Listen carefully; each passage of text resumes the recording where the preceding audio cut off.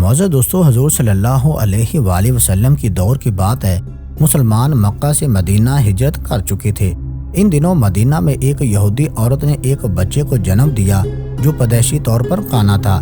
جب وہ کچھ بڑا ہوا تو مسلمانوں کے بچوں کے ساتھ کھیلا کرتا۔ یہ پراسرار بچہ مدینہ اور قرب و جوار کے علاقوں میں مشہور ہونے لگا۔ اس نے اپنے اوپر وحی یا القا آنے کا دعویٰ کیا اور عجیب و پراسرار باتیں کرنے لگا۔ لہذا اس کی ماں رسول اللہ صلی اللہ علیہ وآلہ وسلم کے پاس گئیں اور اپنے بیٹے کا سارا حال بتایا۔ اس نے آپ صلی اللہ علیہ وآلہ وسلم سے یہ گزارش کی کہ اس کا معائنہ کریں۔ ایک دن محمد صلی اللہ علیہ وآلہ وسلم اپنے اصحاب کے ساتھ اس بچے کے گھر اس کی کیفیت جاننے کے لیے روانہ ہوئے۔ راستے میں آپ نے بنی مغالہ کے انصار بچوں کے ساتھ اسے کھیلتے دیکھا۔ اس بچے کا نام صاف ابن سیاد تھا۔ حضور صلی اللہ علیہ وآلہ وسلم حضرت عمر ابن خطاب اور کچھ اصحاب کے ساتھ اس بچے کے پاس گئے۔ وہ بنی مغالہ کے مکانوں کے پیچھے کھیل رہے تھے۔ ابن سیاد ان دنوں بلوغت کے قریب تھا لیکن جوان نہ ہوا تھا۔ نبی صلی اللہ علیہ وآلہ وسلم اس کے قریب گئے لیکن اسے پتہ نہ چلا۔ آپ نے اس کی کمر پر ایک ضرب ماری اور ابن سیاد سے فرمایا، کیا تو گواہی دیتا ہے کہ میں اللہ کا رسول ہوں؟ ابن سیاد نے آپ صلی اللہ علیہ وآلہ وسلم کی طرف دیکھ کر کہا، میں گواہی دیتا ہوں کہ آپ اللہ کے رسول ہیں۔ پھر ابن سیاد نے رسول اللہ صلی اللہ علیہ وآلہ وسلم سے کہا، کیا آپ گواہی دیتے ہیں کہ میں اللہ کا رسول ہوں؟ تو آپ نے اسے چھوڑ دیا اور فرمایا، میں اللہ اور اس کے رسولوں پر ایمان لایا۔ پھر نبی صلی اللہ علیہ وآلہ وسلم نے اس سے پوچھا، تو کیا دیکھتا ہے؟ ابن سیاد نے کہا، میں سمندر پر عرش دیکھتا ہوں۔ آپ صلی اللہ علیہ وآلہ وسلم نے فرمایا، وہ ابلیس کا عرش ہے۔ ابن سیاد نے کہا کہ میرے پاس سچی اور جھوٹی خبریں آتی ہیں۔ رسول اللہ صلی اللہ علیہ وآلہ وسلم نے کہا، پھر تو تیرا معاملہ الٹ ہو گیا۔ پھر آپ صلی اللہ علیہ وآلہ وسلم نے فرمایا، میں نے تیرے لیے ایک چھپانے والی چیز چھپائی ہے۔ دراصل نبی صلی اللہ علیہ وآلہ وسلم نے اپنے دل میں لفظ دخان سوچا تھا۔ ابن سیاد کہنے لگا، وہ دخ ہے۔ اس پر آپ صلی اللہ علیہ وآلہ وسلم نے کہا، ذلیل ہو جا، تیری قدرت بڑھ نہیں سکتی۔ حضرت عمر نے کہا، اگر آپ مجھے اجازت دیں تو میں اس کی گردن اڑا دوں۔ آپ صلی اللہ علیہ وآلہ وسلم نے فرمایا، اسے چھوڑ دو، اگر یہ سچا ہے تو اس پر قابو نہیں پا سکو گے، اور اگر ایسا نہیں ہے تو اسے قتل کرنے میں کوئی بھلائی نہیں۔ ابن سیاد پر اسرار شخصیت اور اس کی ظاہرانہ باتوں کے مطلب ایک مشہور روایت ہے کہ ایک مرتبہ نبی صلی اللہ علیہ وآلہ وسلم اور حضرت ابی ابن قعب ایک کھجور کے باغ میں گئے جہاں ابن سیاد موجود تھا۔ نبی صلی اللہ علیہ وآلہ وسلم کی یہ کوشش تھی کہ ابن سیاد انہیں دیکھے، اس سے قبل چھپ کر اس کی باتیں سنی جائیں۔ لہذا آپ صلی اللہ علیہ وآلہ وسلم نے دیکھا کہ وہ اپنی چادر میں لپٹا ہوا تھا اور وہ کچھ پڑھ رہا تھا جس سے اس کے ہونٹ ہل رہے تھے۔ اچانک ابن سیاد کی ماں نے آپ صلی اللہ علیہ وآلہ وسلم کو کھجور کے درخت کے پیچھے دیکھ لیا اور کہنے لگی، اے صاف، یہ محمد ہے۔ لہذا ابن سیاد کود کر اٹھ بیٹھا۔ نبی صلی اللہ علیہ وآلہ وسلم نے فرمایا، اگر وہ اسے چھوڑ دیتی تو آج اس کا معاملہ مجھ پر واضح ہو جاتا۔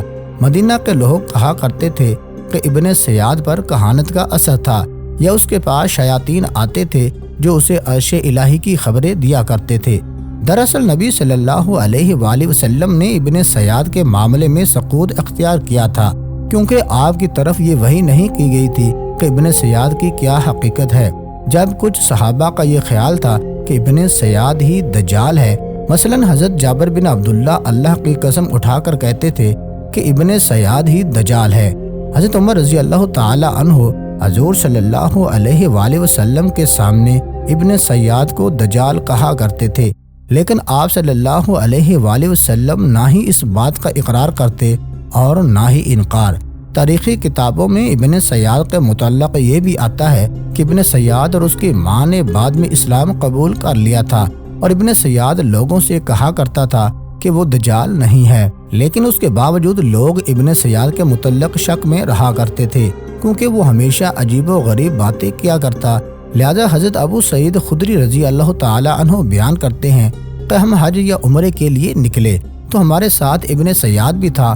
ہم نے ایک جگہ آرام کرنے کے لیے پڑاؤ ڈالا تو ہمارے قافلے میں موجود لوگ بکھر گئے، مگر میں اور ابن سیاد ایک جگہ باقی رہ گئے مجھے ابن سیاد کو دیکھ کر بہت خوف محسوس ہوا، کیونکہ اس کے بارے میں لوگ بہت سی باتیں کیا کرتے تھے۔ حضرت ابو سعید کہتے ہیں کہ اس نے اپنی سامان میرے سامان کے سامنے لا کر رکھ دیا۔ میں نے کہا گرمی بہت سخت ہے، بہتر ہوتا کہ تم اپنا سامان اس درخت کے نیچے رکھ دیتے، لہذا اس نے ایسا ہی کیا اور درخت کے نیچے اپنا سامان رکھ آیا۔ پھر ہمارے سامنے ایک بکری لائے گی، اس نے اس بکری کا دودھ نکالا اور پیالہ میرے سامنے لا کر کہا، اے ابو سعید پیو۔ میں نے کہا گرمی بہت سخت ہے اور دودھ بہت گرم ہے۔ دراصل میں اس کے ہاتھ سے لے کر پینا پسند نہ کرتا تھا، پر وہ کہنے لگا، اے ابو سعید، لوگ جو کچھ میرے بارے میں کہتے ہیں، اس وجہ سے میں نے یہ ارادہ کیا کہ ایک رسی لے کر درخت کے سامنے باندھوں اور اس سے لٹک کر پھانسی لے لوں۔ اے ابو سعید، کون ہے جس پر رسول اللہ صلی اللہ علیہ وآلہ وسلم کی حدیث پوشیدہ ہے؟ اے انصار کی جماعت، تم پر تو پوشیدہ نہیں۔ کیا رسول اللہ صلی اللہ علیہ وآلہ وسلم نے یہ نہیں فرمایا تھا کہ دجال کافر ہوگا جبکہ میں مسلمان ہوں؟ کیا آپ نے یہ نہیں فرمایا تھا کہ دجال بانجھ پن ہوگا اور اس کی اولاد نہ ہوگی، اور میں تو اپنا بیٹا مدینہ چھوڑ کر آیا ہوں؟ کیا رسول اللہ صلی اللہ علیہ وآلہ وسلم نے یہ نہیں فرمایا تھا کہ دجال مکہ اور مدینہ داخل نہ ہو سکے گا، اور میں مدینے سے آ رہا ہوں اور مکے کا ارادہ ہے؟ حضرت ابو سعید رضی اللہ تعالی عنہ کہتے ہیں کہ قریب تھا کہ میں اس کی باتوں میں آ جاتا اور اس پر یقین کر لیتا، مگر وہ کہنے لگا، اللہ کی قسم میں دجال کو جانتا ہوں اور اس کی پیدائش کو بھی، اور وہ اس وقت کہاں ہے اس کا بھی مجھے علم ہے۔ حضرت ابو سعید نے کہا کہ ساری عمر تیری تباہی ہو۔ مورخین نے لکھا ہے کہ ابن سیاد یزید ابن معاویہ کے دور تک مدینہ میں تھا، اور جب واقعہ ہرا ہوا تو وہ اس دن کہیں غائب ہو گیا اور پھر کبھی کسی کو نظر نہ آیا۔ علماء کا بھی ابن سیاد کی شخصیت کے متعلق مختلف رائے ہیں۔ علماء محدثین کی ایک جماعت کے نزدیک ابن سیاد مسلمان تھا اور مدینہ میں ہی مرا۔ جب اس کا نماز جنازہ پڑھایا گیا تو اس کا چہرہ کھول کر لوگوں کو دکھایا گیا تاکہ بات واضح ہو جائے۔ ابن سیاد نے جہاد بھی کیا تھا اور حج بھی، اور مسلمانوں کے ساتھ زندگی گزاری، لیکن وہ خود ایسی باتیں کیا کرتا تھا کہ لوگ اس پر شک کرتے تھے۔ بعض علماء نے لکھا ہے کہ نبی صلی اللہ علیہ وآلہ وسلم نے اس امت میں جن 30 دجالوں کے آنے کی خبر دی ہے جو قیامت سے قبل ظاہر ہوں گے، ابن سیاد ان دجالوں میں سے ایک دجال ہے، لیکن وہ دجال اکبر نہیں جو قیامت کے قریب نکلے گا۔